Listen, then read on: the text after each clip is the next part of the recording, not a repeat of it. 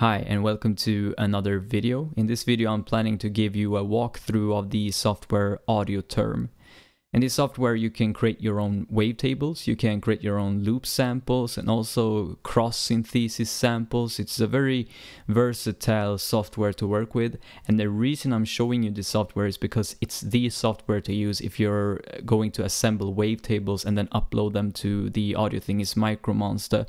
And I talked about that briefly in the video about the MicroMonsta, that you can upload up to 15 of your own wavetables. And in this case, I'm going to use single cycle wave files from Adventure Kid's wave file package that's available on the internet for free. There are over 4,000 different single cycle waves to choose from, and they are very versatile. In this case, we will use the video game ones. So first of all, this is the folder for Audiotherm.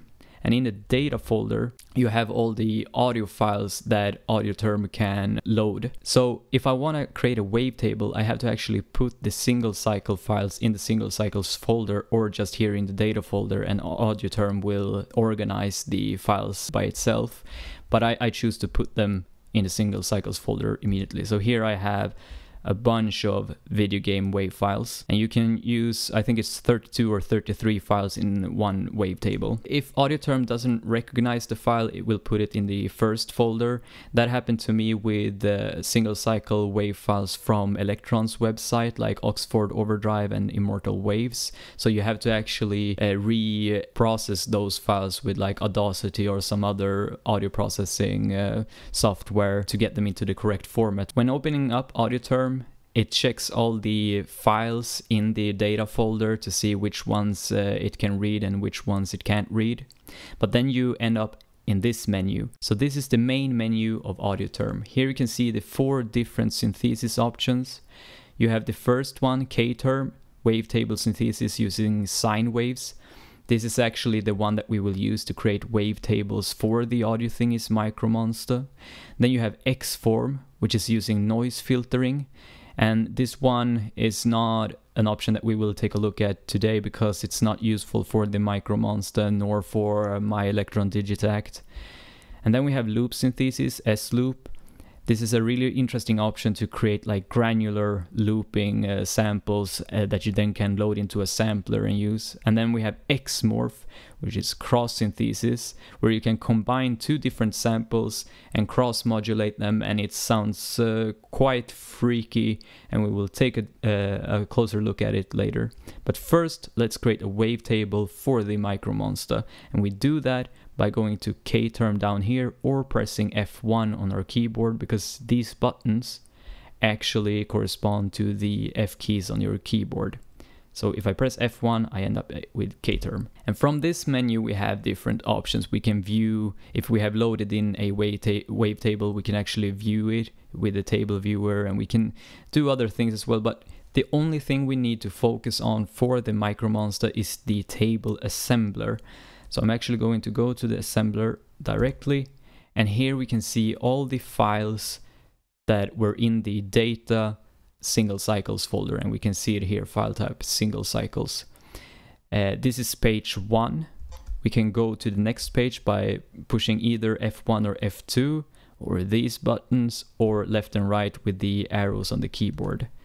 So you can see there are quite a few waves here in this folder right now, 136. We're not going to use all of them. And if I select one of them by pushing either by actually selecting the name or by pushing down or up on the arrows on the keyboard, you can see that they get loaded in here. You can see what they look like, and then here's after Audiotherm has processed it. And here is the actual wavetable, and you can select where to put this file by choosing destination with these 2 buttons, and then source to the destination that we have chosen. And you can also use F10, F11 and F12. So F11 goes forward, F10 goes backward, and F12 actually places the selected sample in that position. So when you work up a rhythm, you can actually place these samples into these positions quite quickly, and I'm gonna do that right now.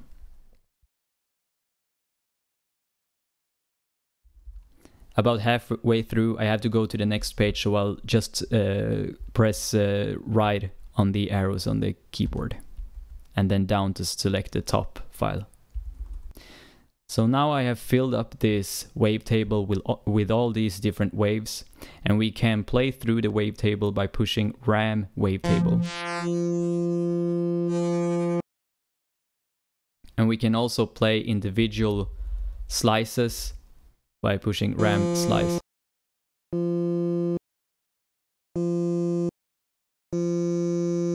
And if we want to save this file in a format of which we can upload to the MicroMonsta, we go to disk, and then we have to go to the correct folder, and in this case we're in the samples folder, which is not the correct folder, so we have to go to file type and then KTERM wavetables audio, so the third option. And here we can actually save this wavetable by pushing save and give it a unique name. And here we have to be careful to have the correct settings for the actual file. Base should be normal, bits per sample should be 16, but slices should not be 1025, it should actually be 33. And then samples per slice should be 128. So these are the correct settings for getting the file to be compatible with the MicroMonsta. And now all we have to do is press store. And now the file is stored inside KTERM wavetables audio, that folder in Audiotherm's own program folder. So if we want to upload this file to the MicroMonsta, we have to use a tool called MicroMonsta Wavetable Helper Tool. This is how the Audiothingies MicroMonsta Wavetable Helper Tool looks like. You can get this tool by contacting Audiothingies, and you'll get a link to download it and instructions on how to use it. In order to load a wavetable to the MicroMonsta, you have to use this tool, and you have to load up the wavetables into the slot of which you want to put the wavetable in. So in this case, if I want to load up the wavetable that we just created, I press load, and then if I have already put it inside of the wavetables folder within the folder of the wavetable helper tool, I can just select it here, or actually if I press cancel here, I can scan folder for wavetables and it will automatically fill up these slots. So if you're going to send 15 wavetables to the MicroMonsta, I would suggest that you put all of them in this folder and then just scan the folder. But if you want to go to a specific folder, you can of course do that, and I can just load it in. It was called WT18. And then to send the wavetables to the MicroMonsta, you just connect the MicroMonsta with USB, you put it in firmware update mode, and then you send it by pushing this big button. So it's that easy, and then it will be available in the synthesizer. So what we're gonna look at now is the loop synthesis function of Audiotherm, the SLOOP. So let's open it up by pushing SLOOP. And to use SLOOP, we have to load in a sample, and the sample can be loaded in from the folder called sample. So I have 3 samples here. We will use one of them in this case. And I'll go to disk, and here we can see the 3 samples. And I'm gonna use the second one here. Jag har blivit en så kallad ljudfil. That's me saying I have become a so-called audio file. In order to load it into Audiotherm's RAM, we just select it and push load. So this is what loop synthesis looks like. We have control over spectral density, spectral smearing, bidirectional mix, and stereo widening. The 2 most interesting controls are spectral density and spectral smearing. So if I use the default settings here and I tell Audiotherm to process the sample by pushing compute, and then we'll listen to it by pushing output, it sounds like this.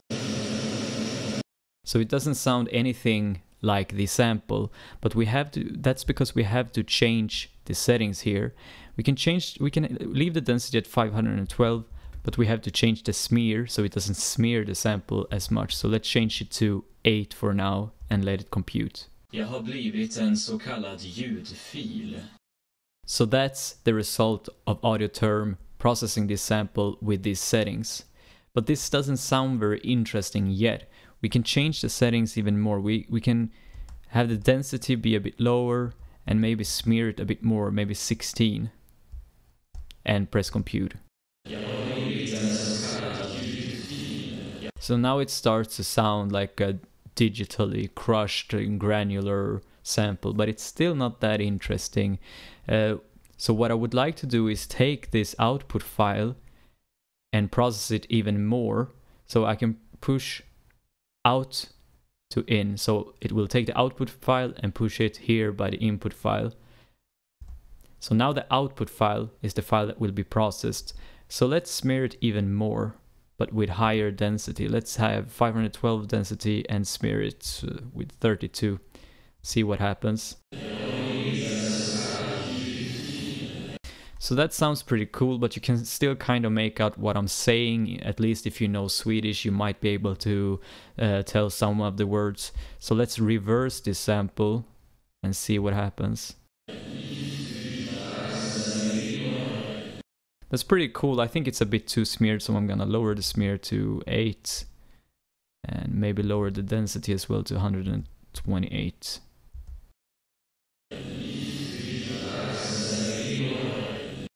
There we go, that sounds a bit nicer. If you want to use the bidirectional mix and the stereo widening, this is what it sounds like.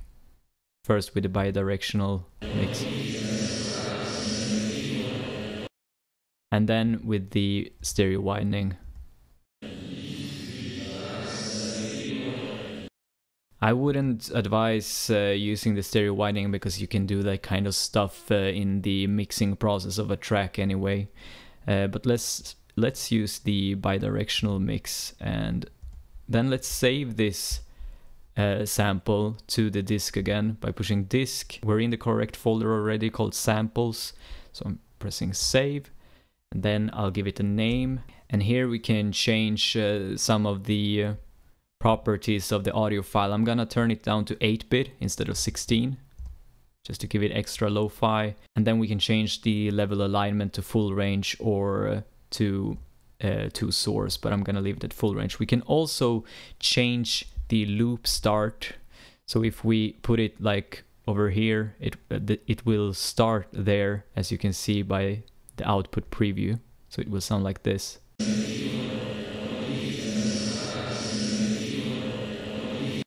That's pretty cool, but I can choose to loop it in a sampler afterwards at a different point, so I'm just gonna leave it at full.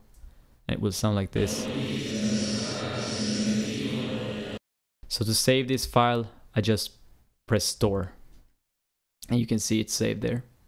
And you can also see that it has been saved in the folder, so we can take this sample now and transfer it to a sampler. And the next thing I want to show you is the XMorph function of Audiotherm, and you access that by pushing XMorph. And here we want to load two different samples so that they can cross-modulate each other, and we do that by pressing disk. And I'll take the original sample and then load it to file A. Load A, and you can see over here file A, and it has been loaded. And then I'm gonna take this sample. Jag bad aldrig om att bli någon ljudfil. That's me saying I never asked to become an audio file. And I'm gonna load that one into file B.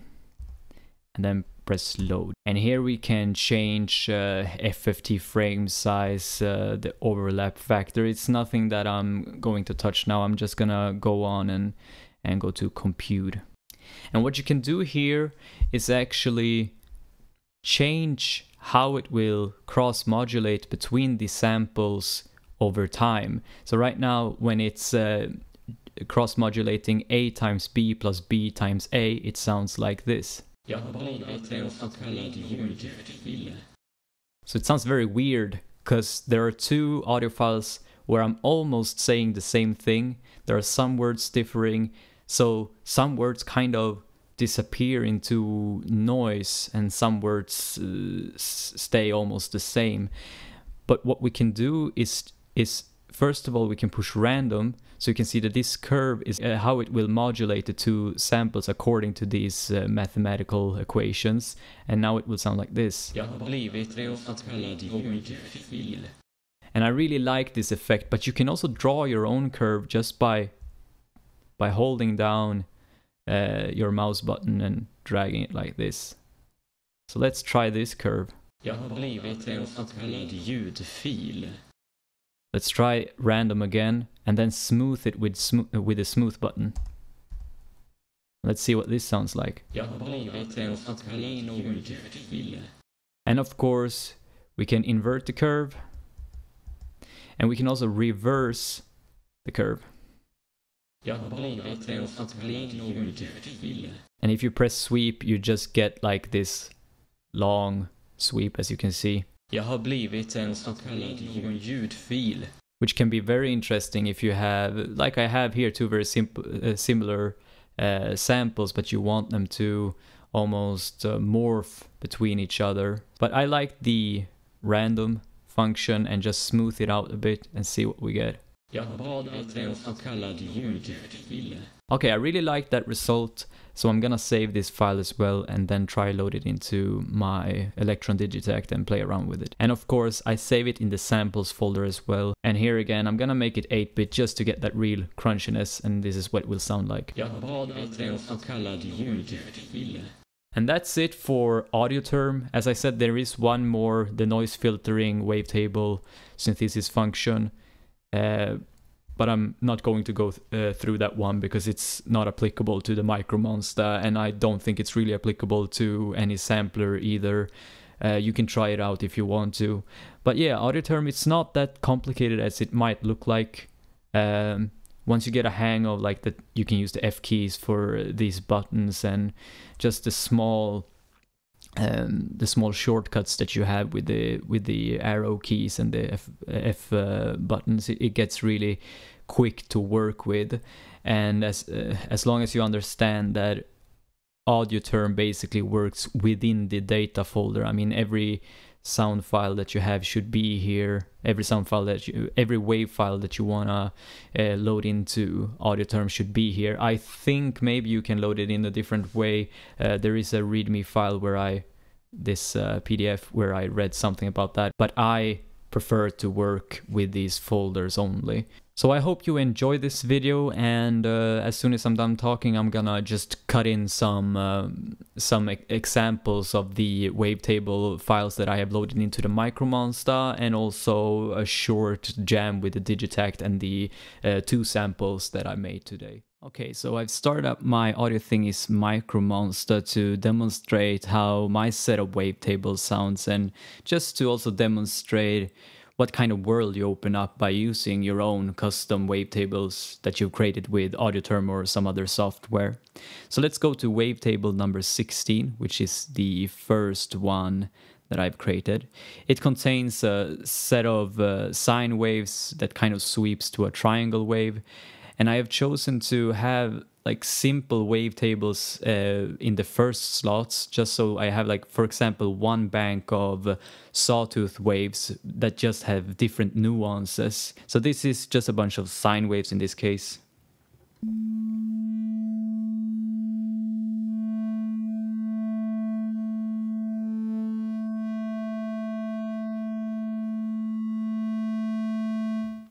Then the next bank I have, wavetable 17, is a bank of sawtooth waves.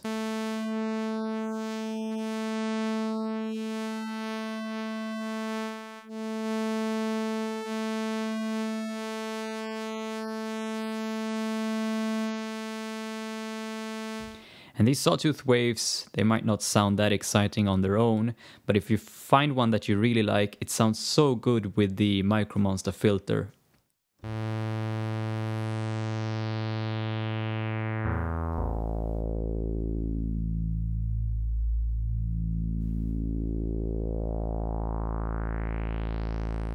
Let's go to a more conventional wavetable sound, bank 21, which sounds like this.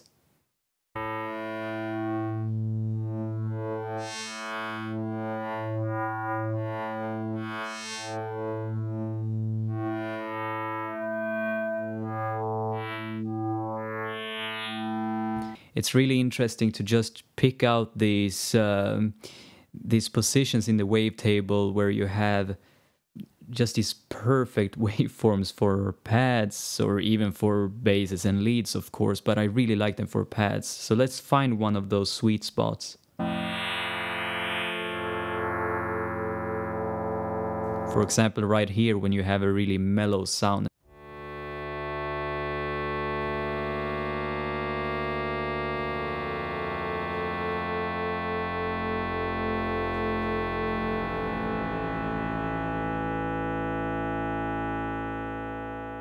Let's find another sweet spot as well,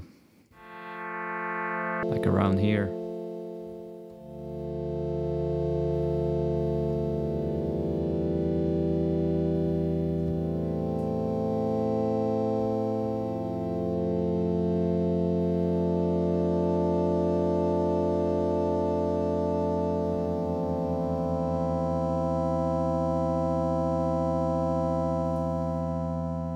Let's find a sweet spot where we then can use the LFO to sweep through the wavetable.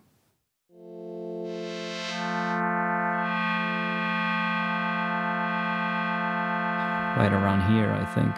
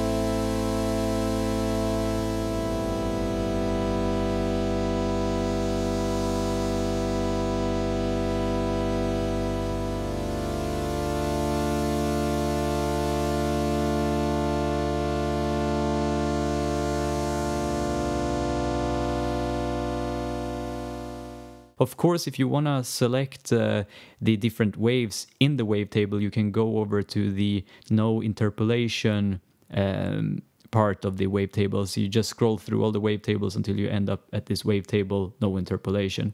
So I can go to this number 21, for example, and you'll hear that it just goes wave to wave and doesn't interpolate between them.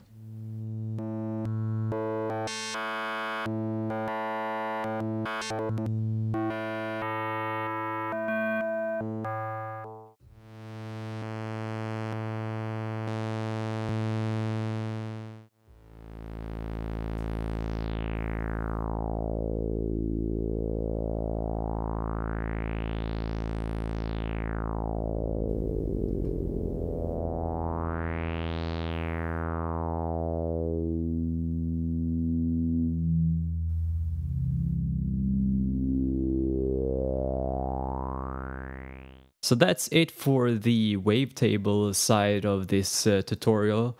Now I'm gonna load in the samples in my Digitakt and just jam a bit, and that will be the very end of this video. So I hope you enjoyed. I hope you'll enjoy the jam. I haven't done it yet, so I don't know how it will turn out. I really appreciate the response I got on my previous video, and if I get any other idea of videos to make, I will definitely consider doing more. Maybe I'll do something on this little guy, the Zoom MS-100BT, that you can't really see it, but it's a very versatile pedal. I like this idea of cheap gear that gives you all of these possibilities. So yeah, and just to note, the Audiothingies MicroMonsta is available right now. It's sometimes it's difficult to get a hold of because it's out of stock, but it's available right now. There's been a lot of orders from what I can tell on the website, so just make sure if you want to get it now, or you'll have to wait until the next batch of MicroMonstas. So yeah, that's my public service announcement for this time. All right, have a nice day, and please enjoy the jam that's coming up.